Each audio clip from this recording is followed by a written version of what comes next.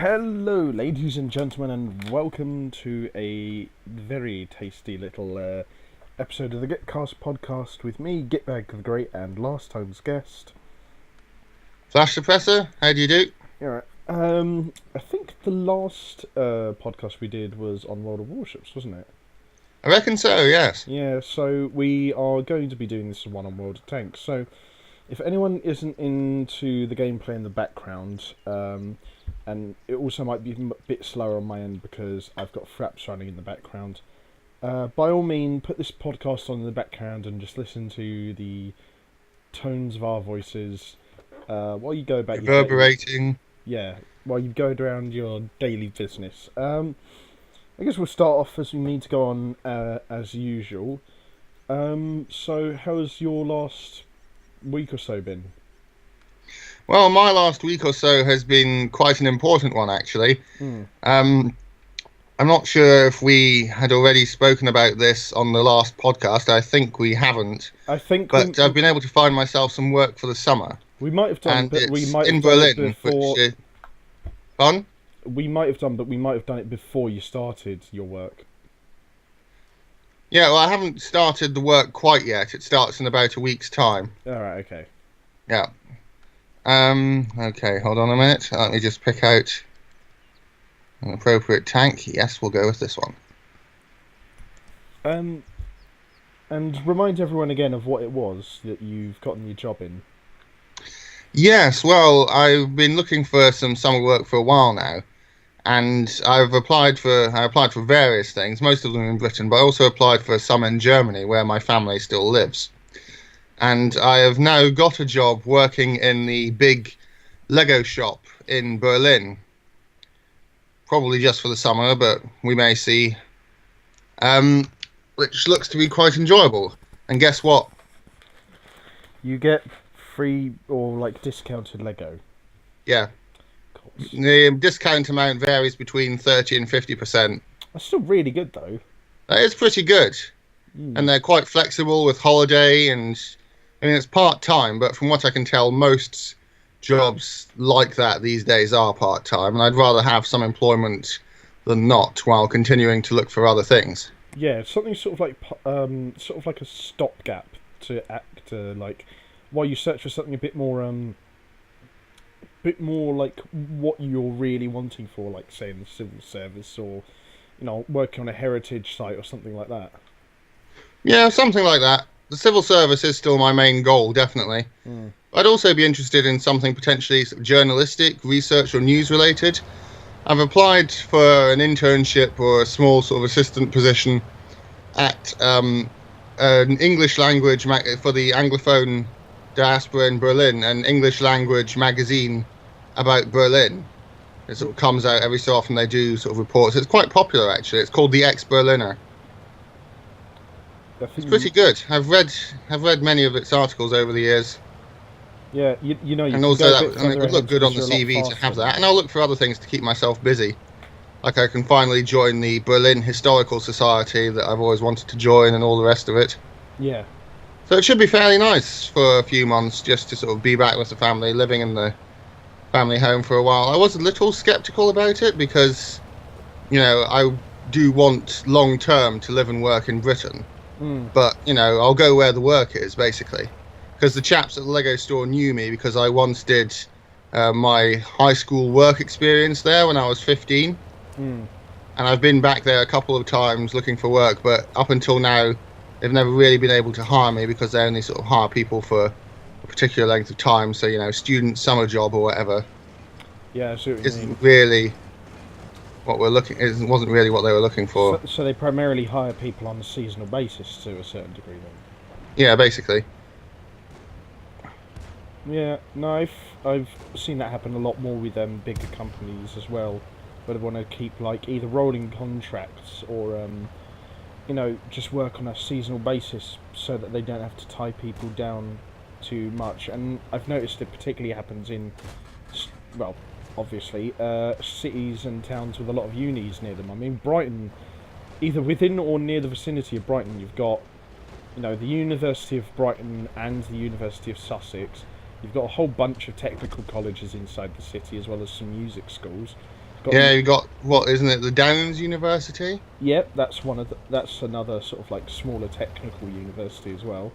Yeah. Then you've also got Chichester Christchurch University.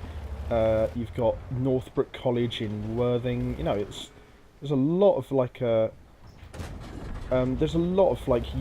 young education sort of institutions in and around Brighton and Hove and this sort of like particular corner of Sussex. So it kind of makes sense that like a lot of the places I've sort of applied to here have had like rolling contracts and stuff like that.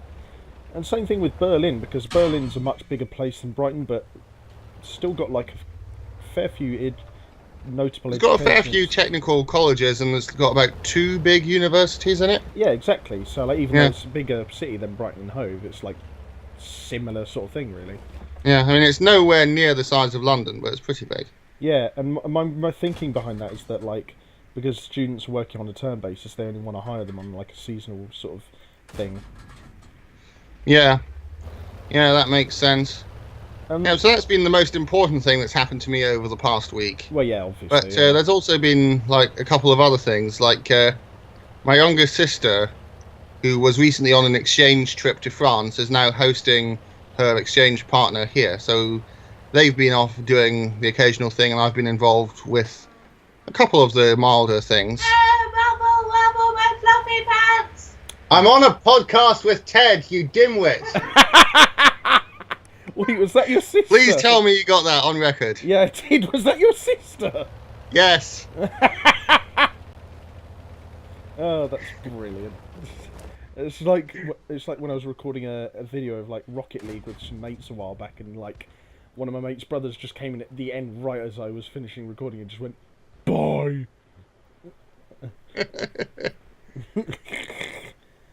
That's one of those things that you probably have to be there for. I'll have to have you put that podcast of Rocket League on your channel.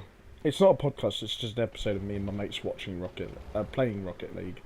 All right, I'll have to see if I can find it, because that's probably one of those things that you have to actually hear to really appreciate. Yeah, I mean it's I can't remember if it's my most recent Rocket League video or not. But I've compiled all my Rocket League videos that I've done over the years into like one big like playlist. So you'll probably be able to find them all in the same place. Yeah, Rocket League looks like a fair bit of fun. Oh no, I haven't got it myself, but I might do one day.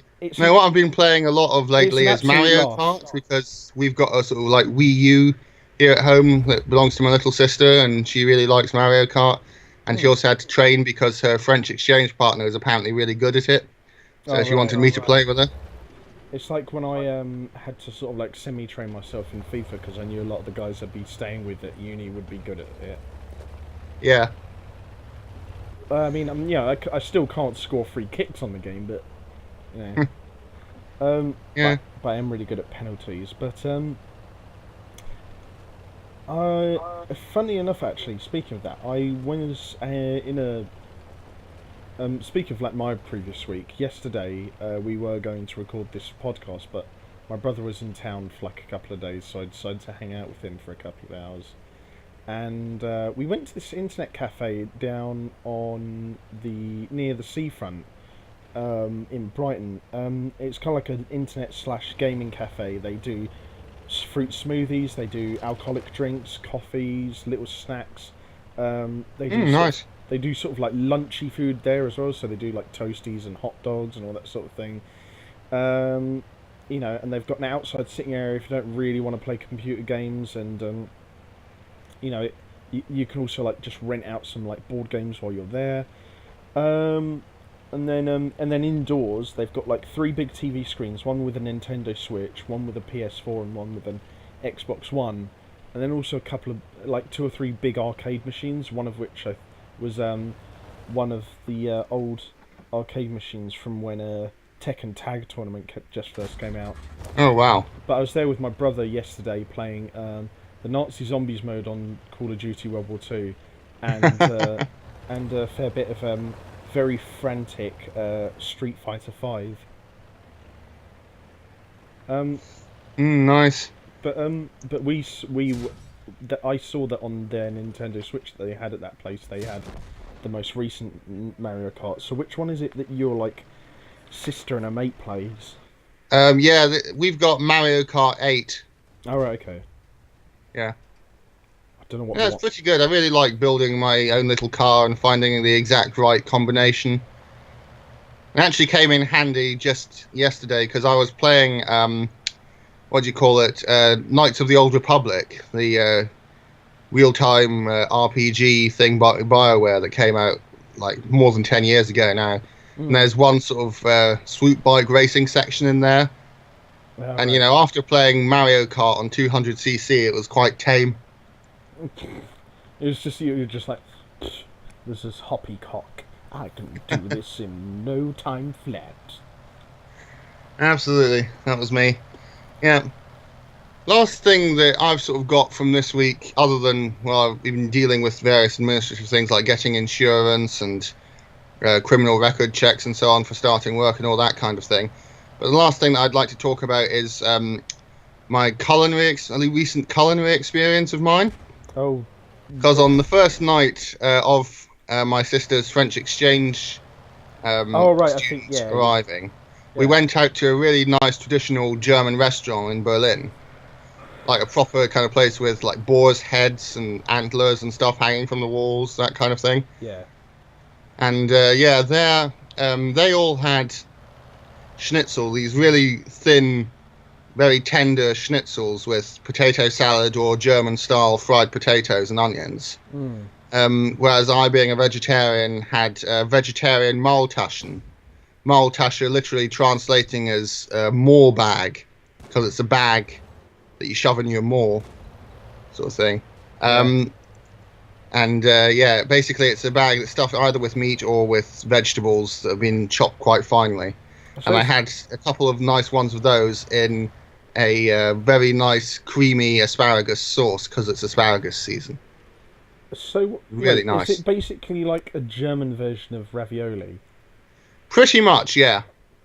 Just slightly. Yeah, and then for pudding, we all had Kaiserschmarrn, which are sort of strips of dough like on a really thick pancake that have been fried in sort of caramelized sugar and are usually covered in like a sorbet or a rich creamy sauce like applesauce or custard, something like that. Nice. Yeah, so it was a really nice evening out, actually. I haven't had much outside of the norm for me in terms of culinary experiences. This week I made a really nice curry actually, and I'm not a vegetarian. I'm a meat eater myself, but I used one of those sort of like ready measured sort of like spice kits made by this. Oh yes. Made by this Indian female chef who. Her name always forgets me, but I use her like spice kits a lot, and they are really good. And yeah, I've used them once or twice myself. They are good. I know the ones you mean. Yeah, and this week I used the South Indian pepper curry one, and with it I made a curry that had in it onions, sort of like desiccated like frozen spinach, sweet potatoes, cannellini beans, flageolet beans and red kidney beans. Nice. That sounds really nice. Yeah, no, last night we had like a nice kidney bean chili with, in my case, vegetarian sausages and noodles, and in the other cases, normal sort of bratwurst noodles. Sounds pretty nice. So it's basically like a German version of like carbonara, just with like sausages instead. Not so, chili con carne, but with sausages and basically that's it. Oh, sorry, I was still thinking about the creamy asparagus sauce you were talking about. Sorry, so yeah, it was basically just like chili con carne. Yeah, a really nice thick chili. Yeah. And before that, we had sort of chicken curry that had tofu in it for those of us in the family who don't eat meat. Yeah, so it's been fairly nice being back home and having the sort of home cooked meals. Not that I was sort of lacking decent cooking over in Britain, but there we go. Yeah, but I know what you mean. It's like sometimes nice just to come home to something like that where your family or parents have done it. Yeah, you're exactly right. Were you visiting your grandparents over the weekend? Let's talk about your week. Oh yeah, that's it. Yeah, I visited my grandparents up at the seaside. Is that one of? Yes, it is. Well, sorry to interrupt, but there's one of the Warhammer 40k VK2s that Jingles pointed out in one of his KV2s. videos. KV2s. The VKs are German. Oh yeah, sorry, KV2s. Yeah. Don't get that fucking mixed up. Yeah. Yeah. So go on. Yeah, it does look very Warhammer 40-ish. But yeah, I was up at my grandparents at the seaside this weekend. I just, after like the kind of, hard work and chaos of finishing the first year of my MA, I just needed somewhere to go that's quiet, a bit fresher air, and just to get some like, probably like just straightforward British food. And I went there, and then on this Friday just gone by, so I'm recording this now on Thursday the 7th, so talking about Friday the 1st. I went up there. I was delayed a bit by someone like some doohickery on Southeastern, and when I got there, we had this really amazing roast lamb dinner, like roast lamb, Yorkshire puddings, steamed and stuffed vegetables and roast potatoes and everything. It was great. And then I had that with like some mustard and mint sauce, and we had a few drinks. And then on Saturday we went out for like some drives and walks around Sandwich, Herne Bay, Whitstable. We got some really nice fish and chips out. Then we went back to theirs. And we had some cheese and crackers. And then we went out to their local wine bar for some drinks. And then on the Sunday when I came back, they laden me down with sort of like basically a goodie bag of chocolate-covered cranberries, mints, some homemade sausage rolls, homemade bread pudding, a little bit of money for groceries. And before I left, my nan made us a really nice fry-up of like bacon, egg, mushrooms, and tomatoes and beans. And it was fantastic. And then immediately after I came back, I made my vegetarian curry, because like after that amount of like meat and fish, I just needed something to sort of relax the old digestive system a bit. But it was really good because I just needed to get away from like the busyness of Brighton for a little while and just clear my head a bit after having done my first year of my MA.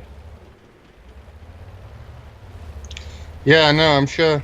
I mean, I get that's kind of like similar to how you felt like whenever you went back to Germany or whatever, or Southampton, when you were still doing your MA. Yeah. It's I mean, it's, I think once you've like sort of had your time at uni, you kind of want to be like as independent as you can be.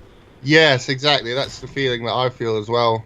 But yeah, because I feel like I've had enough of studying and I want to do something different, at least for a while. But like, for me personally, like even though I've gotten a taste of the independence, I do still like to just visit family members for like 2 or 3, maybe 4 days at a time now and again, just so like I can get that sort of injection of familiarity and not go completely caca-doo-doo. I don't know if that was the same for you, maybe when you were still doing your MA or while you were doing your undergrad. Yeah, it wasn't so much for me a lot of the time when I was doing my undergrad.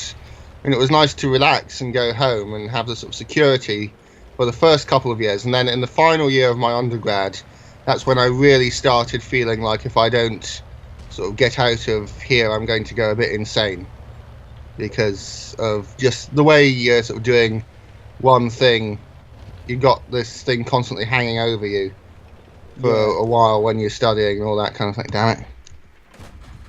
Yeah, I know what you mean, and plus, like, once you've got that taste of independence, you want more of it. Yeah, exactly. Yeah, it's a hard conundrum to figure out when you're young and such. I mean, I'm sure we'll get used to it eventually, but that's why, even though I, probably haven't been as judiciously successful as some at uni, I'm still glad I've gone, because it's been an enriching experience nonetheless. I don't know about you, if you feel the same way. Oh no, definitely. I'm glad I did it. I'm glad I went, particularly in my undergrad degree. Mm. That was definitely the best part of it. But yeah, no, I really do feel like I want to do something different, and I feel like I wasn't really ready to do an MA, and I didn't really want to in the first place, to be honest. It felt like something I had to do rather than something I wanted to. Mm. Yeah, that's the tricky one as well. Is like always figuring out those sort of things, like when you're doing courses and educational sort of things, sort of degrees, whether or not it is something you want to do, or whether not it's literally just filling a hole, basically. Um, but then again, you have to go into sort of the area of like, is it worth just like sort of powering it on though, and continuing on down the road until you get to the final, a sort of a destination of succeeding, regardless however well you do. Yeah, I can see that, but the question is sort of about whether or not the success would bring anything. It's a question of costs and benefits, like most other things. And then I personally judged that it wasn't worth continuing because it wouldn't help me achieve my long-term goals. But I can see why, in your case, you judged that it probably is worth doing and worth continuing. Mm. Plus, I can totally see that. Plus, like, not to take the piss out of you too much, but you did pick a course that was quite a bit more removed from what you were used to studying up until that point. Whereas I kind of tried to like keep quite close to what I was doing. Yes, I see that, and I think that's probably a difference that we had during the undergrad degree as well. I tried to choose modules that were as varied and different as possible, and the reason that I chose to do the degree that I did as a master's, the course I did as a master's, is because by the end of the undergrad degree, I really was quite sick of it, and I just felt that I had to do a postgraduate degree. And since I couldn't face doing one related to what I'd been doing before, I decided to take a chance and do something different. And it turned out that this course wasn't really all that great. Yeah. It was a risk, and I knew that at the time. But, yeah. Well, see, it's kind of like, I mean, even though I know you're disappointed, I'd probably see it as like a self-growth experience that you tried it, but at least you now know that it wasn't for you. And oh, yeah, definitely. you know, if you'd never looked at it and then never tried it, you probably wouldn't have ever known. So it is probably like, in your mind right now, it's probably not the best use of your money and time, but like, I mean, hey, at least you tried it. Yeah, definitely. And, you know, I've always been very much in the don't throw good money after bad kind of thing, kind of school of thought. Yeah, both in terms of actual money and in terms of sort of effort, time, and emotional investment. Yeah, I can understand that. That's a fair point. It's not the easiest decision to make, granted, so I can understand why people are a bit on the fence about these sort of things. And yeah, no, it took me a long time to do it, and it took a lot of sort of soul searching and conflict with myself and with people around me. But yeah, in the end, I think I chose right. I mean, in the end, you eventually got to the decision, or at least some sort of clarification of where you want to go with your career. So at least that's something, isn't it? Oh yeah, definitely. Yeah, I feel like I'm getting closer to that as well. Whether or not I continue with my MA or not, I feel like I am sort of starting to get a better idea of where my career is going to go as well. So it's like, yeah, it's good. We've kind of gone through about like half a year of real hardship and struggle, and then whether or not either of us are going to stay on at our courses, we've at least sort of come to a common ground of clarification and freedom of mind and other sort of generic bullshitty colloquialisms that I can use to portray, you know, opening your mind up. Yeah, so just the point that I'd like to make here, I'm not criticising what you just said, I'm just saying it's quite interesting. The way you said sort of all these kind of generic things, I find that personally, I don't know about you, but I personally have become a lot less cynical about these sort of cliches as I've grown older, because I've discovered that there's actually a bit of wisdom in most of them. I think I'm sort of a bit 50-50, really. Fair enough. Well, speaking of controversy and disagreement... yes, indeed. And the fact that we're playing World of Tanks... That too. What about we talk, at the very least a little bit, about the recent controversy around preferential matchmaking in World of Tanks and how Wargaming to a certain degree have been trying to remove it. Yes, indeed. That is an interesting point.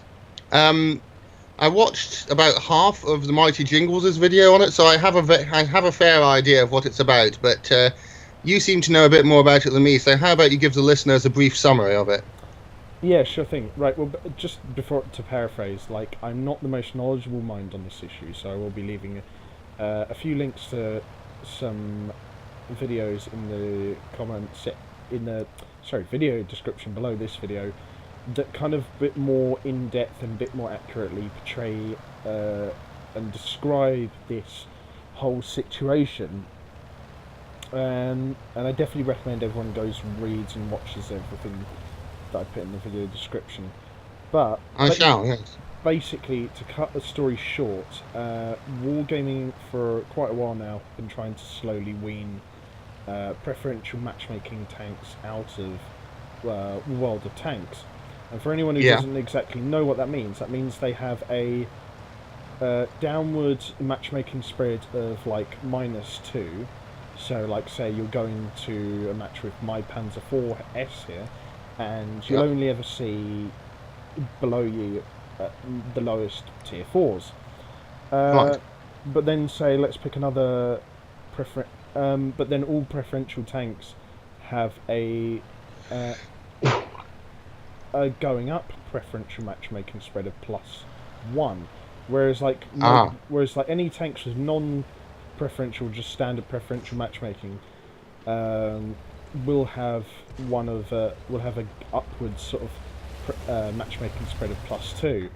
So the maximum sort of tier of tanks that say the KV-1 will ever see will be a tier 7, but Right.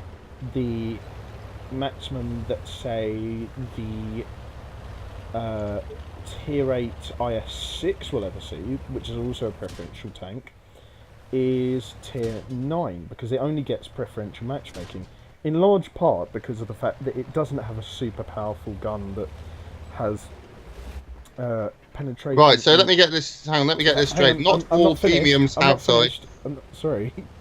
But, like, because, like, and this depends on a number of issues, though, because not all preferential tanks have inadequate guns. Some of them do have very adequate guns, but some of them also might not have an adequate armour or speed for, like, the kind of tanks and tiers they are. So, sorry, I didn't mean to interrupt there. Yeah, no, so I was just saying, so not all premium tanks get preferential matchmaking, is what you're saying? No, for example, I get placed into a handful of tier 10 matches here and there with my Lerver, tier 8 German premium heavy tank, which I think might have been the first premium tank I ever got on this game, actually. Okay. In that thing I will occasionally face things like the T11 E5 and the E100. Right. And it's not so bad, because that thing actually does have pretty decent frontal armour, its turret armour is excellent, and its gun is fantastic. Its gun doesn't have a huge amount of alpha damage, but it can, depending on how you upgrade the tank, you can fire 6 or 7 shots a minute, and it's got great accuracy and penetration value, so, it can quite easily face off against tanks like that from long range. And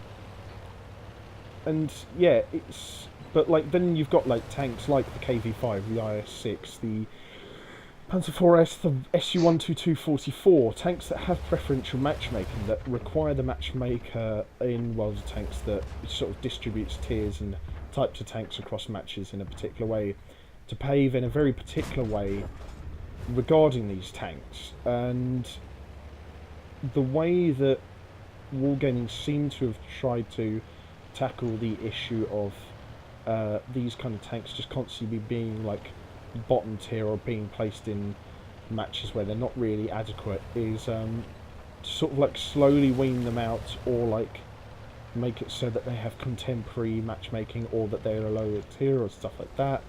And they're sort of starting to experiment with different ways of doing this with the KV-5, which I actually own myself. But in the notes of their update, where they said they were going to start doing this experiment, they said that when you go into a match with a preferential tier 8 premium tank, the Yes. matchmaker will look for an excessive number of tier 9s. And the one thing that, well, not one thing, there's a few problems with why Wargaming are doing this, but one of the main things that people have pointed out, including Rita, Gamer, Jingles, Klaus Kellerman, is that if the matchmaker is pulling in excessive numbers of tier 9s to fill up games that have tier 8 premium heavy sort of tanks in them, Yeah. then surely wouldn't it be an issue with the matchmaker? Because these kind of tanks are designed to, for the most part, face other tier 8s and tier 7s, and not necessarily, and only face tier 9s occasionally, and never face tier 10s. I see. That's what they're designed for. And obviously, you know, people who are playing these tanks don't want to, like, intentionally, you know, damage the experience of other players of the game, so, you know, why is it that, like, the users of these tanks who have bought these tanks with real world money, all in-game gold, have to suffer the strings and arrows of poor sort of game design? Why is it that their purchases are being altered after they've purchased them, instead of the mechanics that sort of distribute tiers and types of tanks in each game aren't being touched? And I think Jingles went into this a bit in his most recent video on the topic, where he basically put out, you know, why don't they just change, like, you know, they increase the number of tier 10s in each tier 10 game or something like that. Then it doesn't put as much of a strain on the matchmaker. But then to sort of like round this all off, after Wargaming put out this update, or like this post on their website, saying, you know, basically alluding to the fact that, like, we're going to try and sort of like wean out tier 8 premium tanks out of the game, they did a sale of a handful of premium preferential matchmaking tanks on their gift shop, and so many people were just seeing them as being a bit double-sworded, a bit two-handed, and a bit underhand, actually. And just to put a long conclusion short, a large part of the fan base and community contributors have been speaking up about this and saying, no, we don't want this. We want our tanks just the way they are. But can you please fix the matchmaking? Right. Well, I think in Wargaming's defense, first of all, they're generally fairly good about listening to their fan base, it seems to me, from what I can tell. At least better than some and also, publishers. sorry? At least better than some sort of other AAA publishers like EA and Ubisoft. Yeah. Yeah, exactly that. I mean, the EA thing about shutting down servers for Battlefront, in Battlefront 2, I think even, wasn't it? Is quite disgraceful. Yeah. Yeah, but in Wargaming's defense, they say this is only an experiment, so it's sort of a test run to see whether it works. So it's not a permanent solution. No, but, like, I guess another thing that people are asking is how far can you trust them to believe that it is just an experiment? Yes, I can see why that there's sort of their fear that they might not go back on their word because they haven't promised anything else. But yeah, no, I totally understand what you're saying with that. Yeah. So, what are your feelings overall about the whole situation then?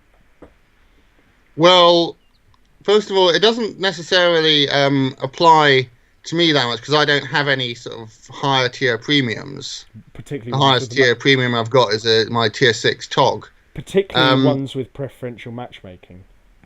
Yeah, exactly. I mean, I think the TOG does have preferential matchmaking, as does the Churchill 3. Undoubtedly. Would you ever want to see a TOG 2 against like a bloody like a Tiger 2 or a or a Centurion? Yeah, or a TOG up against like a group, a platoon of TOGs up against a platoon of fully upgraded Jagdpanthers would be quite interesting. Well, that's not such a like out of the way idea. Actually, no, that's true. The Jagdpanthers, sorry, against the Jagdtigers.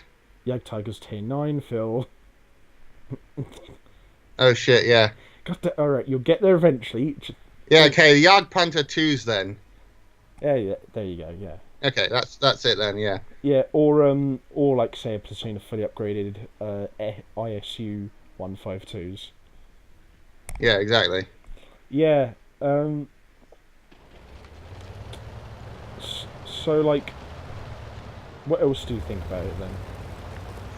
Yeah, I mean, I can understand why people might feel that they've been taken advantage of if they've paid fairly for their tanks with the preferential matchmaking. But then I sort of wonder about how wargaming would handle that. I mean, in cases like the famous E25 that I don't think is available in the premium shop any longer, they haven't removed it from the game. If you owned one before they removed it, then, it's still available for you to play. Yeah. Plus, to be fair as So well. couldn't they do it that people who have already bought the tanks with the premium matchmaking, with the preferential matchmaking, get to keep the preferential matchmaking, and Plus, those who buy subsequently don't? That would be a sort of fair solution, I would say.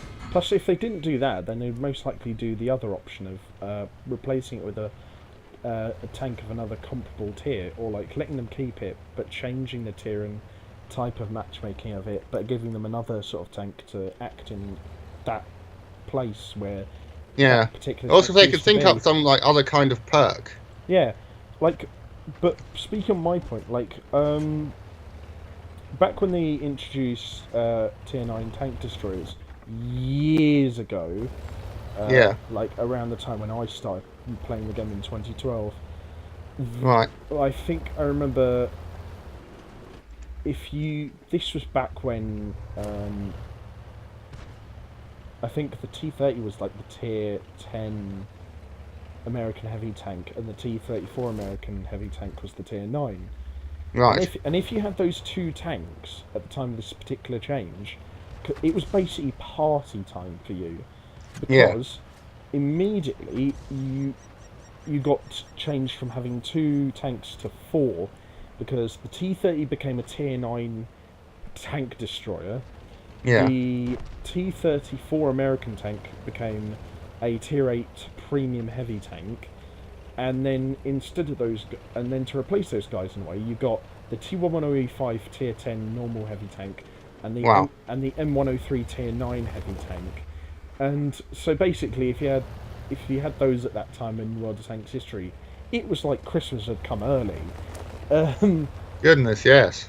And I think that was around the time when the T-30 got a turret buff as well. So it was a great time to be alive if you're in a higher tier American tank driver. So I don't see why Wargaming couldn't do that if they didn't either, if they weren't allowing of you to keep your tanks. At least they'd probably change it to something else. And I'm not gonna like defend Wargaming on absolutely everything, because I don't always agree with them, but generally speaking, I stand by my point that they're not as bad as some developers out there like Ubisoft or EA, because they do have some listening to criticism and some listening to community sort of desires and stuff like that. Definitely. Not all the time, and they don't always replicate their listenings to something entirely accurate, but it could be way worse. Oh yeah, definitely. Although I should mention, actually, did you hear as well about the recent controversy with Wargaming North America and their recent community sort of like copyright and criticism guidelines? No, can't say I have. Well, it's basically revolves around them having a very tight control on criticism of the game. Right, okay. And So they're pulling a Studio Ghibli, are they? Fair enough. to a certain degree. But what, like, again, I'll leave. It's just like, it's very peculiar why they're doing this, because people are going to criticise wargaming anyway, and it's not exactly, it's not exactly like they can't claim people's online content because they're criticising them, because if you look in the terms of service, they are allowed to do that, and it's not necessarily illegal fully either. No. But what I find particularly interesting is that Wargaming Europe's guideline paragraphs on their guidelines on criticism of wargaming and their content and use of their content in your own online sort of content is basically just don't be a complete dick. Whereas like the North America section in their terms of service on that particular thing is Yes. quite a bit longer and goes into quite a bit more detail. And I was just thinking, I expect the Europeans to be more about that than the Americans. The Americans have always had a bit of a strange relationship, particularly compared to Europe when it comes to intellectual property and the rights of critics and reviewers and that kind of thing. Yeah, it's just to Europe, they've actually been a lot more restrictive, even way back in the 19th century. Charles Dickens and Rudyard Kipling, when they tried to get their works published in the USA, famously ran up against all sorts of problems. Oh yeah. Yeah, so it's actually not that surprising that it's the American one that does that. Plus, you've also got to remember, like, about a year ago when that whole thing with Sir Fosh and Sircon Gaming blew up and they were threatened with online DCA strikes on their YouTube channels, even though they at the time were community contributors for the EU part of Worlds of Tanks and Wargaming, and North America were acting completely on their own accord without authorization from either Wargaming EU or Wargaming Central. Which is why I always say, like, when this kind of thing happens, because Wargaming has like regional offices, you can't just blame the whole company verbatim when this sort of thing happens. Because, don't get me wrong, I'm not excusing them in any case, but it pays to remember that this is a very big company with regional offices that are acting more on their own accord than the... Yes, indeed. They're basically like the opposite of Nintendo. Yeah, basically. Because Nintendo, there was a controversy over... I can't remember what game it was now.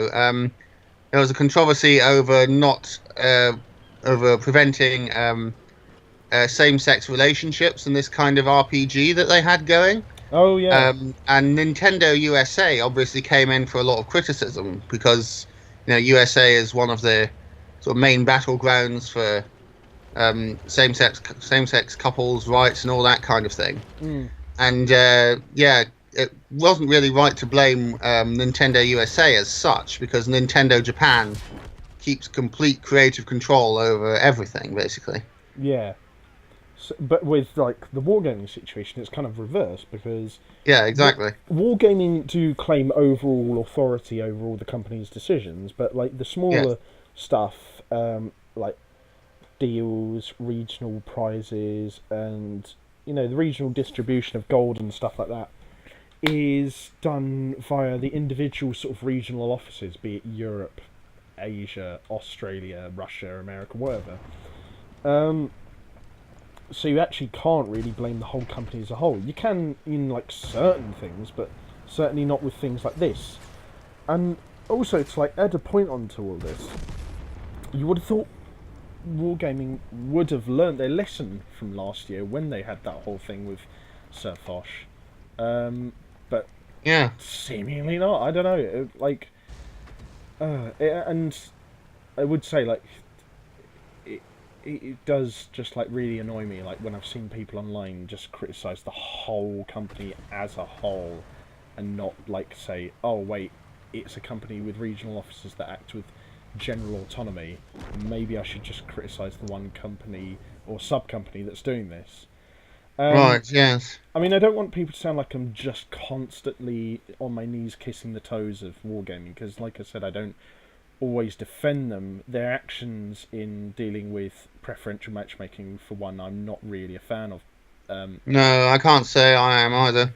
But like, to blame the whole company as a whole when it comes to sort of particular things that one department is doing, it just seems a little bit harsh and not foolhardy, but just just generally a bit harsh to me. I don't know. Yeah, it's a bit sort of gung-ho, isn't it? Yeah, I mean, I think on a personal, emotional level, and maybe a couple other sort of ways, it probably is understandable why people are doing it, but I still don't really agree with it.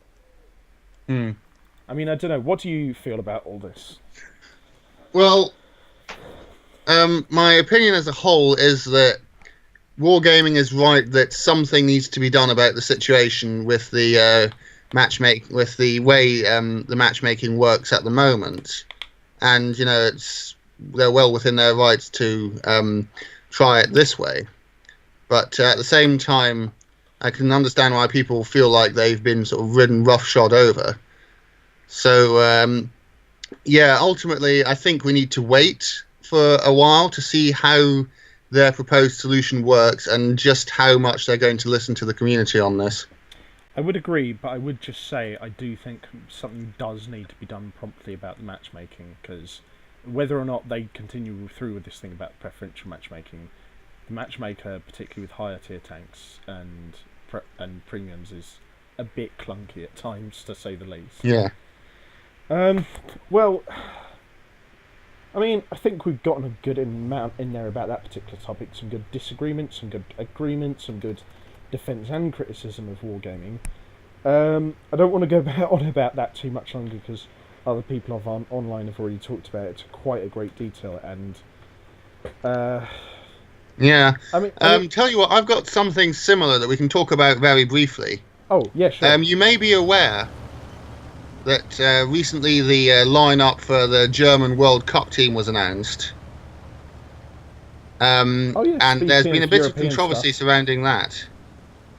Oh yeah, because Leroy Sané's been left out. Yes, and not just him, Boateng as well. Which is weird. And the thing about Boateng is that he was always likely to be left out because, Joachim Löw, the German manager, has this sort of fairly iron-hard rule that somebody who sort of hasn't been playing constantly in the sort of months leading up to it is sort of not going to be getting a spot on the team. And Boateng, of course, was injured recently, so he hasn't been playing as much. But Manuel Neuer, who was also injured and again hasn't been playing that much lately, is still going to be the goalie, or one of the goalies that the team is bringing to Russia for the World Cup. Right. So yeah, fans of Boateng are a bit upset that he's been left out, and there seems to have been a special exception made for Manuel Neuer and not for him. Yeah, I don't know. I mean, Manuel Neuer's been around in football for a lot longer. The goalkeeping position is a very much more specialised position, and yes, even though he's been injured, he's still probably like one of the top 10 goalkeepers in the world at the moment. So I can understand where he's coming from. Personally, I probably wouldn't take Neuer because he has been injured for most of this season, and Germany have still got a bunch of amazing goalkeepers. So I don't know, it's hard to say really. Sané's the weird one because he's actually played a lot this season and he's amazing. Yes, indeed, and he wasn't chosen, was he? No, he's fast, he really is quite good at cutting in, and he's also good at penalties, so I don't understand that one. I understand Neuer and Boateng, but that's really weird. It's kind of just about as baffling as why France left out Lacazette and Martial, even though they both had really good seasons and have played a lot. Yeah, exactly. Yeah, I know. Well, hopefully a quick jab of football news has sort of like taken the severity out of our conversation anyway. Yes, I think so. What do you think we should talk about next? Well, I remember just before... Well, why don't we talk a little bit about our day out, actually, just before you went back to Germany, because that was... What was it? It was last Wednesday, wasn't it, as of this yes, it video was. being recorded. Because as of last Wednesday, as of this video being recorded, me and Phil went out to the Brighton Mariner in Brighton from the Brighton Pier via a very fine little contraption I hadn't tried before called the Volks Miniature Electrical Railway. Yes, indeed. This was something you've been on quite a few times beforehand, though, wasn't it? Only once or twice before. It's one of my favourite ways of getting down to the marina whenever I go. I've got to say, after trying it, I hugely recommend it to anyone else who's in Brighton. It is a lot of fun. Yeah, you do fairly trundle along, don't you? Down on the seafront, you get some great views, Mm. and it's reasonably priced as well. It's about the same price as a single bus ticket down there would be. Yeah, I think sort of a ticket for a student was something like about £3. Not much more than that anyway. And a return ticket wasn't much more than that either. And the trains went until like fairly late, didn't they? Because Yeah, surprisingly so. the last return train goes and then comes back at about 5, and then the last one-way single train from the place to the Brighton Mariner goes from 5:15. So they go till fairly late-ish in the day. Yes, indeed. Yeah, and Phil's right. You get some amazing views of the sea and sort of the promenade closer towards the Brighton Mariner. What I quite liked as well is that it's a long sort of railway actually, so you do get a good bit of time on there for your money. But it doesn't. Yeah, just, definitely. But it doesn't. And you could, in theory, commute with it if you live down in the marina. It would be a reliable, fast, comfortable way to commute. So it's actually a functional method of transportation rather than just a sort of tourist trap. Yeah, it doesn't like just fart along either. It goes at a fairly decent pace. Yeah, it sort of fairly rockets along for a lot of it. Yeah, so like you do get a bit of rush of wind in your ear and stuff, and you go straight at the halfway point. You go straight through the train depot as well. So that's always quite nice because you get to see a couple of old diesel engines in there. Yes, indeed. Yeah. When was it made though? Because like I think that was something we were trying to talk It about. was it was about 1874, wasn't it? It first opened. Right. Okay. And what was the nationality of the bloke who set it up? We didn't quite find that out. We didn't see it. We didn't have enough time to properly peruse the wee museum they've got down at the station by the marina. But based on the name, I can't remember quite what the chap's first name was, but it was a very Norwegian. Oh yeah, it was Magnus Volks. If that's not a Norwegian name, I don't know what is. Yeah, and that's another thing as well. Actually, I was going to say to anyone going there, in the station they've got their own little cafe and a miniature museum. So it's got a bit of everything for everyone in theory, anyway. Yeah, basically, it's a great day out for small children and indeed adults, and it's just a good way to travel. Yeah, and then when me and Phil got to the Mariner, we did some bowling, which were beyond. We were useless. both terrible, but I was slightly more so. Yeah. I vary. Sometimes I'm actually quite good at bowling, but in this case I was just awful. I seem to think that the best way to get the ball down the lane was to sort of lob it halfway down and then let it roll from there. Literally the worst thing. I don't know why you kept. I told you as well not to do that, and then you kept throwing it, and I was like, Phil, fucking roll the ball. If you bounce it, it's just gonna go into the pits. You fucking. I kept telling you, and you kept doing it. It was really frustrating. Yeah, I know. I just have no idea. At some point, my hand-eye coordination just went completely to pot. No. I mean, neither of us scored at any point in any of our matches. Neither of us scored in the triple digits, did we? No, but like No, we didn't end up with the triple. We didn't end up with a triple-digit score. I think our highest was your highest score was about 78, wasn't it? So we both did fairly poorly, but yeah. Yeah. But it was fun, actually. It's a really nice place, and we had some decent food and drinks, didn't we? Yeah, we had some really good nachos and milkshakes there. And then after we left there, I think we were going to go straight back into Brighton to get some dinner. But as we were walking out, we spotted that Deadpool was only on at the cinema for another couple of days. So we decided to go in and see that. Namely, and as luck would have it, it was starting at exactly that time. Yeah, and namely, of course, I'm talking about the recent Deadpool sequel, Deadpool 2. Yeah. So we might as well quickly review that. Yes, I'd say so. So what are your thoughts on it overall? Decent, alright action film. Not as good as the first one. Yes, I think that would be a good summary of it as well. It tried to be...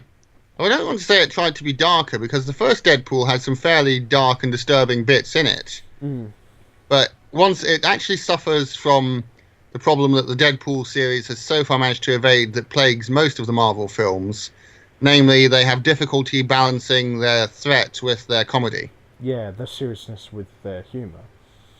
Yes, exactly. Yeah, I do feel like that's something that's plagued a lot of these films, and it's why I've really enjoyed films like, Avengers 3, Deadpool 1, uh, Doctor Strange and Ant-Man so much, is because they tend to balance out the comedy and the seriousness at a very appropriate pace and level.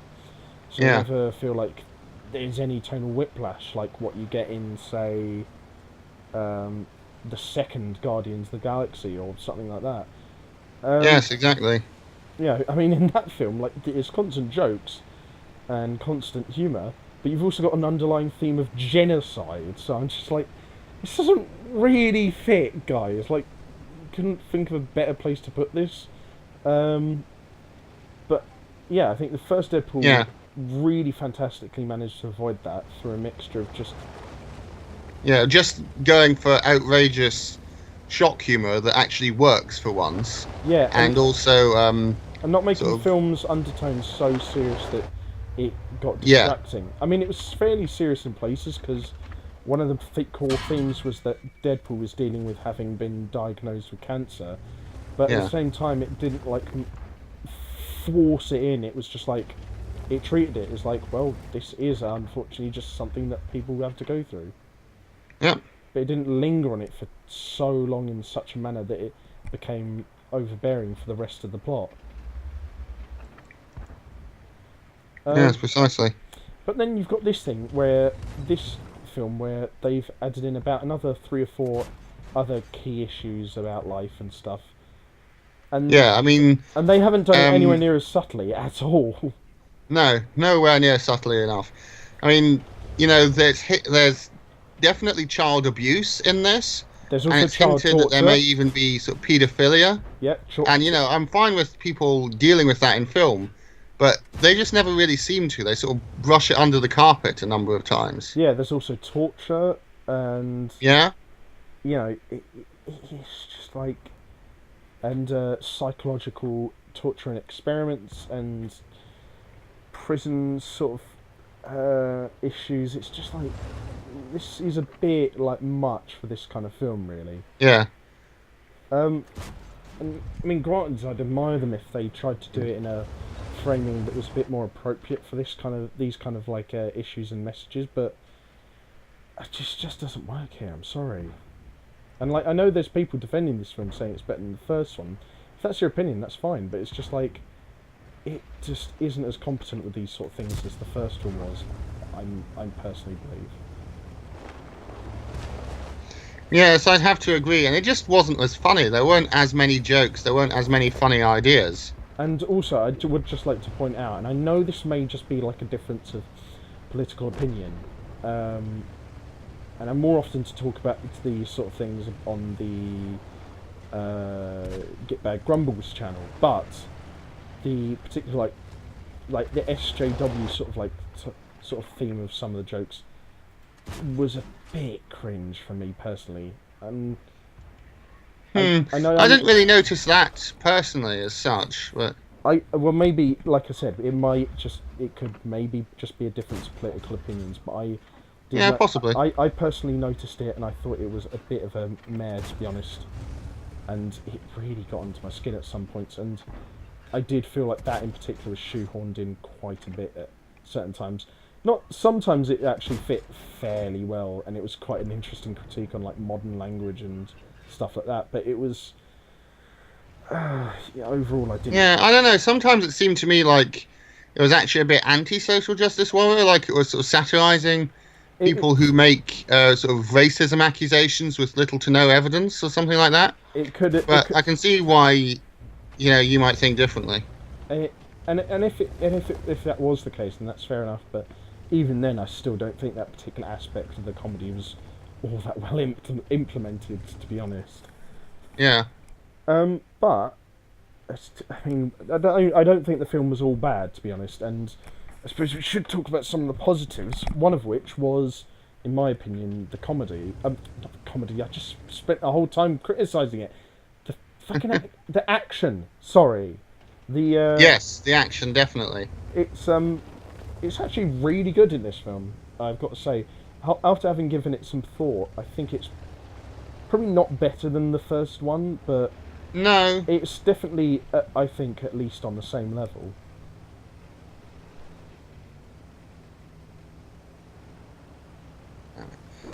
I'm dead.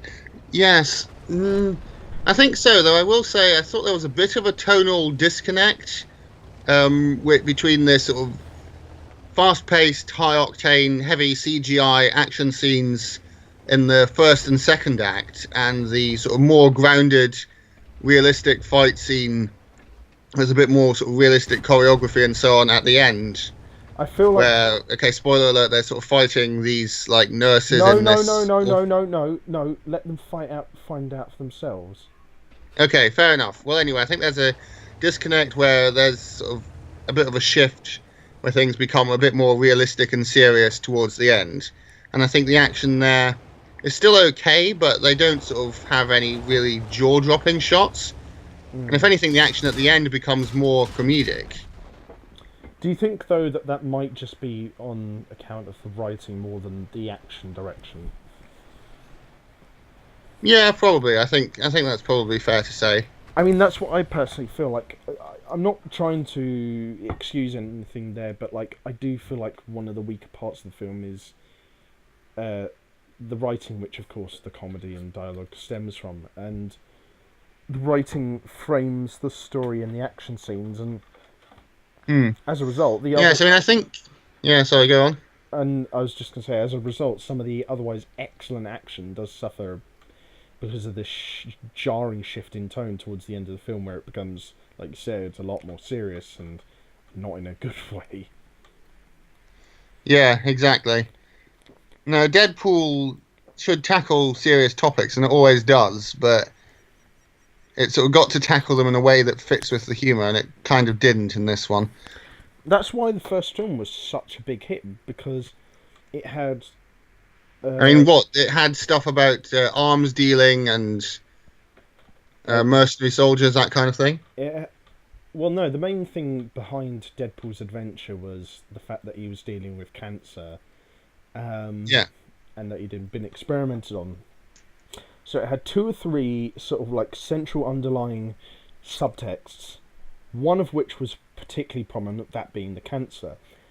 But it didn't make those... It didn't try to like force them in. The writing in the film was very confluent with like making a flowing narrative that sort of just allowed those things to sort of filter into the narrative where it was like appropriate. That didn't mean that they were as prominent as like say in films where those kind of things are up front and centre, but it did feel like though the sort of like discussion of like those topics was for me a lot more natural, which is something I feel that the second film lacked quite heavily. Yes, I think so. I mean, I think one observation that I had was that probably my favourite parts of the film are about the first 10 minutes, the sort of opening action montage, which I liked a lot, and I wondered why, and then I realised it's basically the same as most of the first Deadpool film. And then I sort of thought, maybe I should have a bit more respect for the rest of the film, because, they tried to do something a bit different with a lot of it. And a lot of the time it didn't work, but surely it's better that we try something different rather than sort of have a rehash of the first film. So you're saying that even though we've criticised the second film a lot now, that we should at least give it a bit of a chance and a bit of credit for at least trying to step out of its comfort zone and do something a bit out of the norm for its series and genre? Yes, I'd say so. And I think we should sort of say again that overall it's worth watching. It's sort of like it's like many franchises, really. It's sort of like Portal 1 and Portal 2. Is the second version good? Yes. Is it as good as the first one? No. And I think that's basically what Deadpool is. Deadpool 2 is good, but it just doesn't really live up to the first one. Yeah.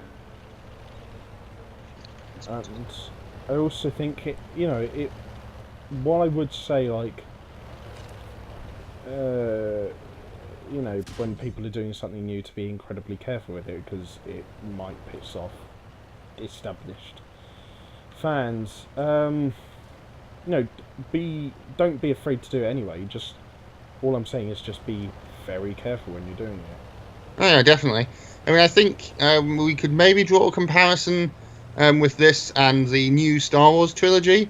The Force Awakens was all round pretty good, quite tightly written, but Yeah. it was a bit generic in a way. Mm. Whereas the Last Jedi, which I know you haven't seen, so I won't spoil, but it took a lot more risks. A lot of them didn't work out. But ultimately, isn't that still better than The Force Awakens then?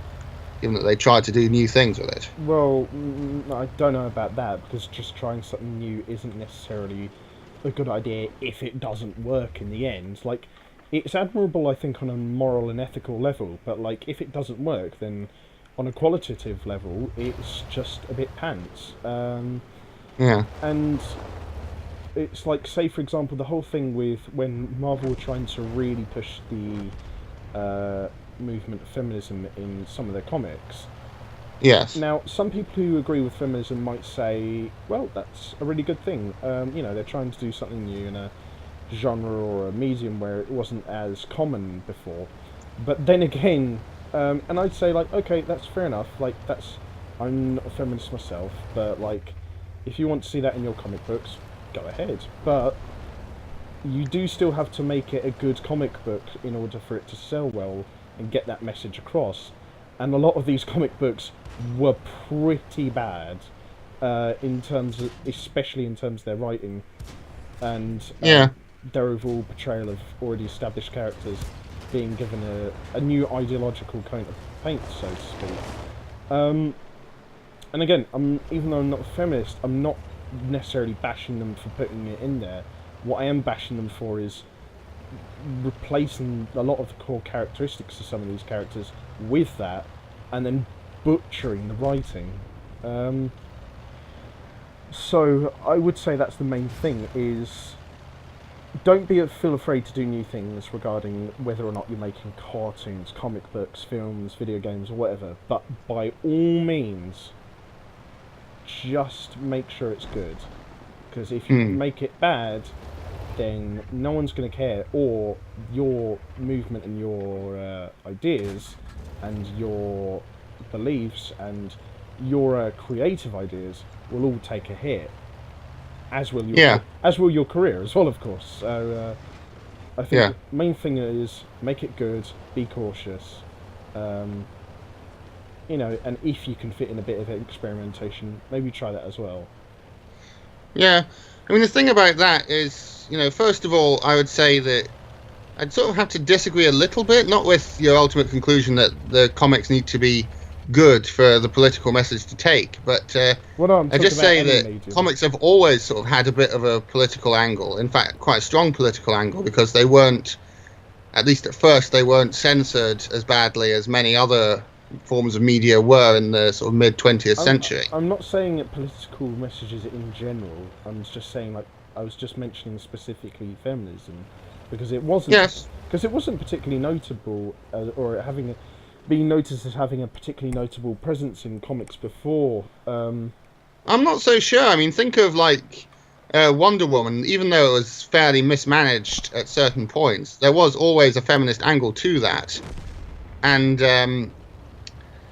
things like Catwoman in Batman and so on, and all sorts of things like that. There's always tried to be at least a little bit subversive about gender roles in a lot of comics, even way back in like the 40s and 50s when they were first entering the big sort of golden age of comic books. I suppose the difference there, though, is that they were more subtly handled, whereas I think my main issue with comics today is it isn't. Like, I don't know about that either. I mean, when you think about the political messages in comics, I sort of think about Superman and Captain America punching Hitler in the face.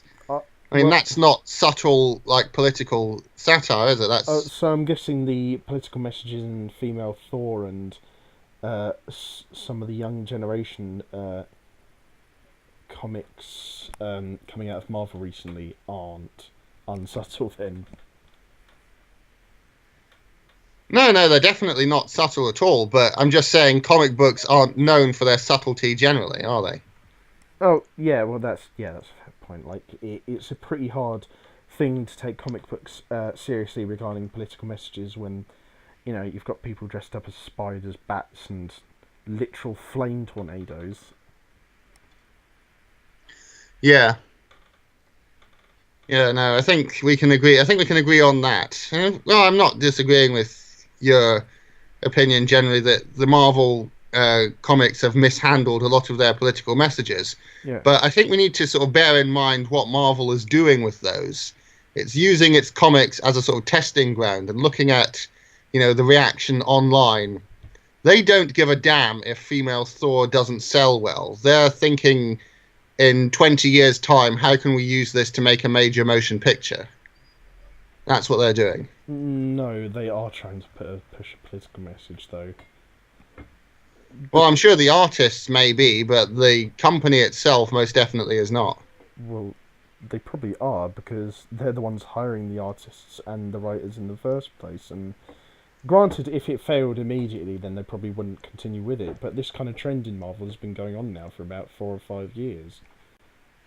Yeah, but when you think about it, comic books like that, they used to be becoming more popular again.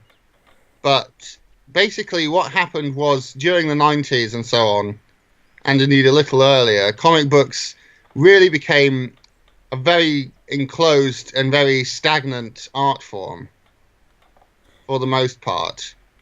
And so in the end, nobody who wasn't sort of part of the comic book reading subculture would actually buy them anymore, whereas before they were mass entertainment.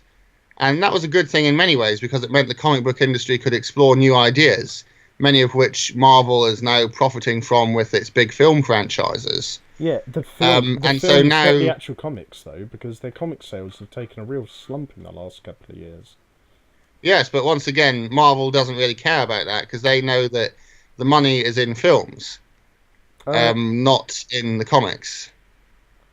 I just feel like that's a bit depressing, though, because, like, they did originally... I know, I'm not trying to say they should stick to one thing, but, like, the fact they're almost seemingly sort of, like, leaving their comics in the dust and sort of concentrating on the films is kind of a bit depressing to me, and it's starting to become more of a poison chalice, because as the comic book sales have dried up and they've sort of produced more and more profitable films, they've thought, well, we'll just keep making these films and that will keep bringing in a small more profit. But considering they're doing them at a rate of like 1 or 2 or even 3 every year, people are starting to get sort of pretty burnt out on them. I like these films on a qualitative level, but I don't want like 3 of them every year for like 10 years in a row, because I'm just going to get burnt out eventually, and not everyone can afford it. No, exactly. Yeah, no, I would agree with that, but at the moment, Marvel sort of realizes that kind of thing is the way things are going. And, they're just taking advantage of the trend as it is at the moment, really. I don't think it will happen for And, much longer, it's though. a bit sad, but to a certain extent, I don't have much sympathy because, let's face it, the comic book industry did this to itself, didn't it? Well, yeah, I mean, the quality of writing and art in the last couple of years, I do think, has gone a bit downhill. Not for every comic book series, and not for everything Marvel or DC has done, but... Yeah. Yeah. It's a dog-eat-dog world out there at the moment. And if anyone out there who's listening to this is a comic book writer or artist, keep all possible avenues open. Don't just pin your things down on, like, one career path or joining one particular company or doing one particular series. Like, keep the sort of all of the avenues open. Because you never know when the industry will change, to be honest. Yeah. No, I think that's probably a fair assessment. Yeah, it's a hard thing to reach a conclusion on, because, again, with kind of similar things, not practically speaking, but in the terms of, like, ethical and philosophical way, it's hard to sort of figure out how to tackle the issue of censorship and community content control when you're talking about a multi-region department company like Wargaming regarding video games. Because each department has its own sort of way of doing things and own way of sort of portraying sort of things in regards to the overall message of the parent company. Yeah. And you could argue there's possibly a slight element of that with like writers, editors, and artists regarding comic books, as well as also regional offices in comic book companies.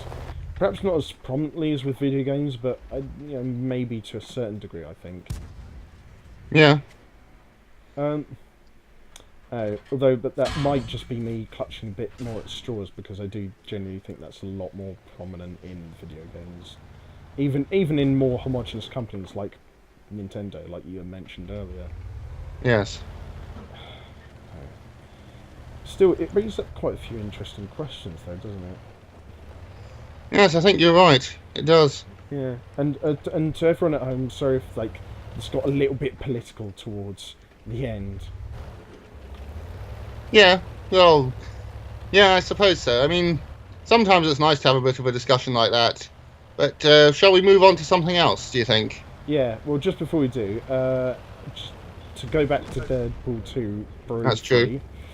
What would you just roughly give it out of 10? I think I'd probably go with 5, maybe? Somewhere between 4 and 5? Probably 5. We'll go with 5. It's still good. It's just doesn't quite hold up to its usual standard. I'd probably say like 5.25. 5.25, I think, yeah. Okay. It's good, it's slightly above average, but it's nowhere near as good as the first film, which I think was about a solid 8.3, 8.4 or so.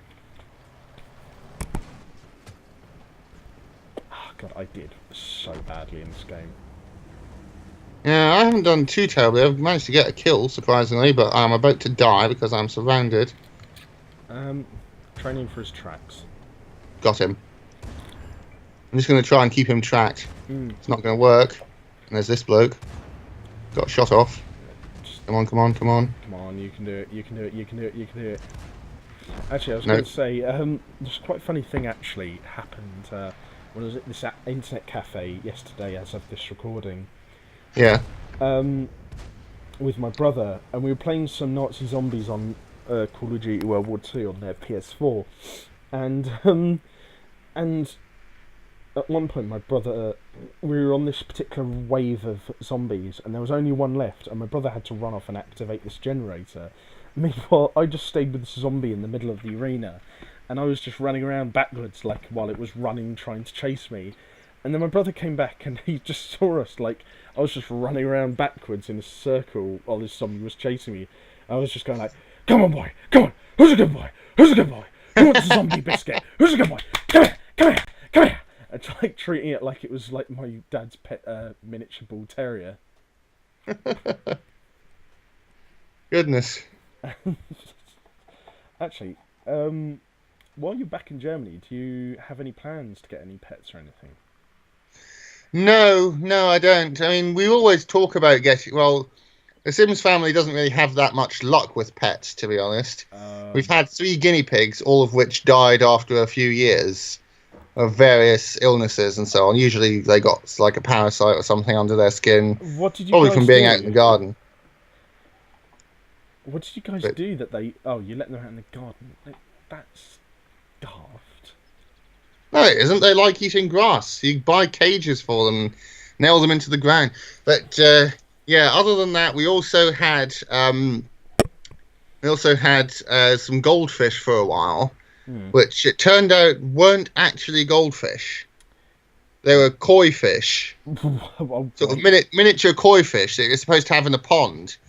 But apparently, the pet shop had sort of missold them, kind of thing, as goldfish. That's a bit of a big missell. That is a bit of a missell, yeah.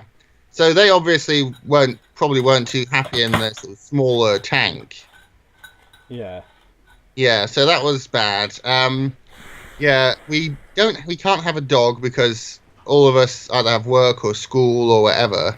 So so we couldn't really have a dog. We babysat a dog for a while once, and it was a nice experience, but you can't sort of have one permanently. It just wouldn't be fair to it. As for we always discuss the idea of having a cat, but yeah, there's always the problem of finding someone to take care of it when we go on holiday or whatever. Plus, I think you mentioned in another episode of the podcast some time ago that you personally have a bit of a problem with feeding animals meat because you're a vegetarian.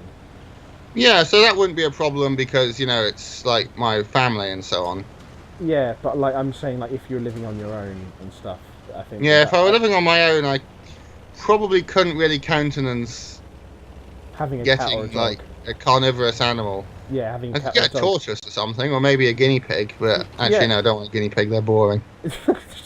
Yeah, no, I was going to say, like, if you're in that particular mindset or way of doing things, then there's still a bunch of animals you could get. There's guinea pigs, there's turtles, there's, I don't know, I was going to say geckos, but they eat crickets. But still, even despite that, there's still a lot of animals you could still get. Snails as well, actually.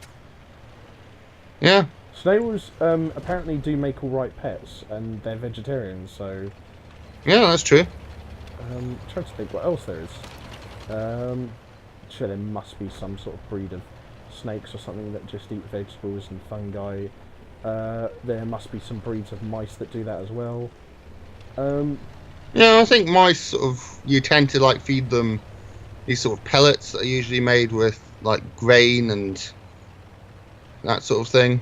Yeah. But I could be wrong there. Yeah, so there's still a fair few options for you anyway, if you do want a fine little companion. And you hopefully get your own place in either Brighton or Southampton or something. Yeah, we'll see. No, I think having there are all sorts of benefits to having like animal companions, aren't there? Yeah. Yeah, like mental health, physical health as well. Like that, the couple of years where we had to babysit a dog like around Christmas in winter. None of us in the family ever had colds because we always had to go out and walk the dog, no matter what. Yeah. So we couldn't just sort of stay indoors. So obviously, our immune systems got built up quite a lot. And then as soon as the dog left, obviously we all sort of got colds again because we're all sort of just staying inside again. Plus, it helps that you have someone who can hear you, but like that you can just talk to. Yeah, exactly. But might not necessarily say something, so it'll help you vent a bit, won't it? Yeah, that's true. I mean, that's what I always felt when I used to have a cat. When he was still alive, I felt that kind of way with him, and that was a really great help to me when I was going through doing my GCSEs and my late teens and stuff. Yeah. It does help a lot. I do think that you should not. I'm not saying like talk to animals like they're babies or something, or have like full-on conversations with them all the time. But I do feel like when people get pets, it should be as a sort of sense of companionship and help, and not as an accessory or anything like that. Yes, exactly. And you got to be sure that you can sort of handle having pets. Like we couldn't have a dog. Yeah. Because of our lifestyle, I certainly couldn't. Yeah. Now, I could probably have a cat if it weren't for. I mean, I don't know that it's a total deal breaker. I mean, if somebody were presenting me with a kitten that needed adopting, then I probably couldn't say no. But, And for me personally, I do absolutely love dogs, right? But I think I'm probably a little bit impatient and scatterbrained to own one on my own. Perhaps if I had a girlfriend or something, or I was living with my dad or something, I could probably imagine myself owning one, but if I was living on my own, I'd probably be more likely to get something like a cat, because they are, not to stereotype, but generally speaking, they are slightly easier to take care of than dogs. Yeah, I'd say so. Yeah, you still need to sort of have a fair bit to help them. Like you need to give them a certain measure of independence. You need to sort of give them a wee cat flap or something like that. And they need to sort of be able to get outside and roam, because that's a really important part of their development. I can't stand the idea of having an indoor cat, a cat that doesn't really go out at any point. Well, that's why when we had my cat, we installed a front door flap so that he could get out. Yeah. Um, well, I think we're probably running quite gradually dry out of subjects to talk about, so probably go for one route last pop in the tog too. Do you have anything else you want to talk about? Um. Let me think. No, not particularly. I suppose we could talk briefly about the kind of films that we might want to see in future. I mean, I dare say it's pretty certain that I'll be going out with my little sister at some point to see the new Star Wars film, Han Solo. Well, no, Solo, isn't it? It's just called Solo. Yeah. Which, should be okay. I mean, I'm not as excited about that as I was about some of the others, but it still looks fine from everything that I've heard. I can't really be. I don't know. I'm a bit skeptical about that one, just because not saying like public opinion is always affecting on my opinion about things, but it's been so vociferous with this film that I'm like a little bit sort of skeptical about its capabilities. Yeah, I don't know. I mean, from the trailers and so on, from everything I've heard, because what I expected was that the main actor would be quite difficult to cast properly. But it seems as though the opposite sort of happened. He's actually worked himself quite well into the role, and a lot of the dialogue looks to be sort of okay, and the action scenes look okay. But it seems to have sort of become a bit bland, because what happened was it was originally being directed by the people who directed the Lego Movie, as well as various other sort of quite clever self-referential films, things like that. But Disney, it seemed, got rid of them and replaced them with someone else whose name escapes me, who's also a very competent director. And it seems as though they wanted to sort of tone down any sort of comedic potential for the film, anything that could potentially hurt sales, and just want the most sort of, not generic necessarily, but the most bland and inoffensive and universally acceptable thing they could possibly get, so that they'd have the best possible audience for it, the biggest possible audience, which is probably a sound marketing decision, but that's a bit difficult. One film that I'm much more keen to see is one that certainly has taken risks and is actually pushing the boundaries of what animation can do, because it's an animated film, and it's sort of calling into question the sort of things that animated films can do. It sort of seems to be challenging the boundaries that are normally sort of instinctively set for animated films. It's by an Irish studio, and by I think it's directed. Yeah, it's directed by a woman named Toomali, an Irish woman, and it's about life under Taliban rule in Afghanistan.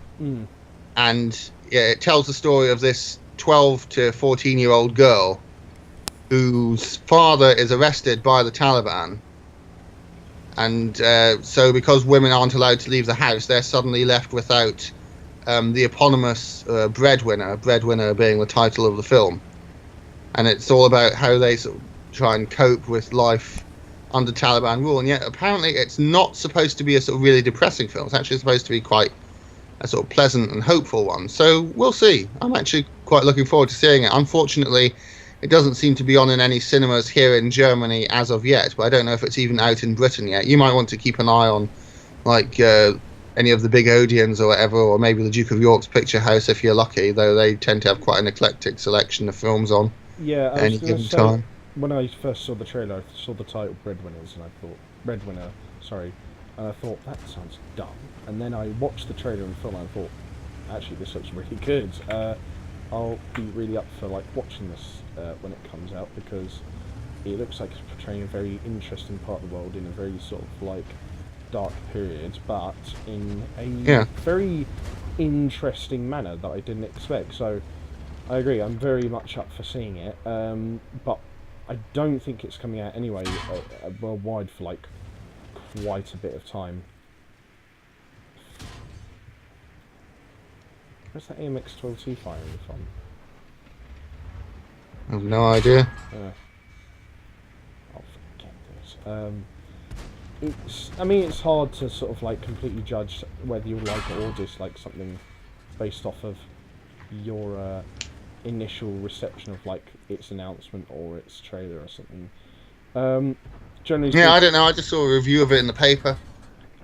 yeah, it's a bit hard to do it off of that as well. I would just generally say like best option is just to wing it and try it and see if you do like it. Not saying that's always the way to go, vice versa, but Yeah, I don't that's know. Certainly, I think I would probably, just based on everything that I've seen and heard about it so far, I wouldn't be surprised if this won like best animated picture. oh, it probably will because it's portraying a very particularly ethnically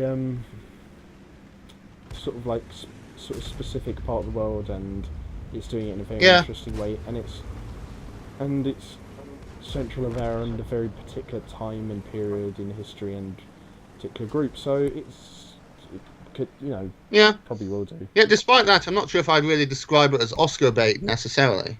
No, I think. Well, I mean, of course, I'm not saying this for sure, but like based just on what I've seen from announcements and trailers so far, it does look very good. So if it won Oscar for like best trailer or something for an animated film, I wouldn't mind because it does look really good. Yeah, yeah. I think we can agree on that. We definitely both want to see it. Yeah. Well, at least we managed to finish on agreeing on something. I think so. I think that's a good idea. Alright, well, like I said, I'll try and leave some descriptions to a couple of things surrounding the whole preferential matchmaking on World of Tanks thing in the video description below. I'll also leave a link to Phil's YouTube channel in the video description below, as well as some links to my other YouTube channels, my blog spot, and my Twitter. And if any of you liked this video, be sure to leave a like, comment, share, and subscribe. Especially the comments, if you have any further suggestions for comments and discussion topics in future episodes of this podcast series. And yeah, I don't know. Until you got anything else to add? No, I don't think so. Alright. Well, in that case, until next time, I've been Gitbag the Great. Have fun, stay safe, don't do anything we wouldn't do. And until next time, I'll see you guys on the battlefield. Bye bye for now. Bye bye. Alright. It's a pity that your sister didn't just come barging in and interrupt you just then either.